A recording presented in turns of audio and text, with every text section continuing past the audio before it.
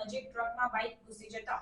Bike પર સવાર ભાઈ અને બહેનના કરુણ મોત નિપજતા ભારે અરેરાટી વ્યાપી જવા પામી હતી। પોલીસ સૂત્રોમાંથી પ્રાપ્ત માહિતી અનુસાર એક ટેકનિકલ ખામીને કારણે રોડ પર બંધ હાલતમાં પડેલી ટ્રકની પાછળ ધડાકાભેર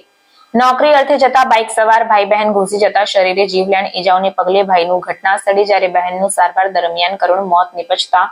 પરિવારમાં ઘેરા શોકની લાગણી પ્રવર્તી જવા પામી હતી।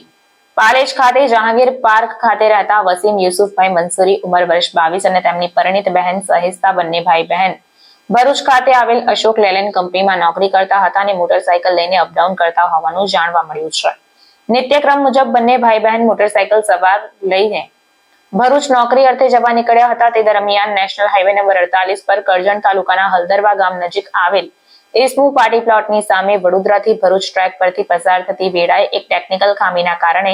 રોડ પર બંધ હાલતમાં ઊભી રહેલી ટ્રકની પાછળ ધડાકાભેર બાઇક અથડાઈ હતી, જેના પગલે બાઇક ચાલક વસીમને શરીરે જીવલેણ ઇજાઓ પહોંચતા તેનું ઘટના સ્થળે કરુણ મોત નીપજ્યું હતું। જ્યારે બાઇક પાછળ બેઠેલી બહેન સહિસ્તા મોઇન મંસૂરી ઉંમર વર્ષ 24 મૂળ રહેવાસી ચામેઠા તાલુકો નસવાડીને માથાના ભાગે ગંભીર ઇજાઓ થતા પ્રથમ ભરૂચ સરકારી દવાખાને અને વધુ સારવાર અર્થે વડોદરા SSG ખાતે ખસેડવામાં આવ્યા હતા, જ્યાં તેમનું સારવાર દરમિયાન મોત નિપજતા પોલીસે અકસ્માત મોત હેઠળ ગુનો નોંધીને કાયદેસરની કાર્યવાહી હાથ ધરી।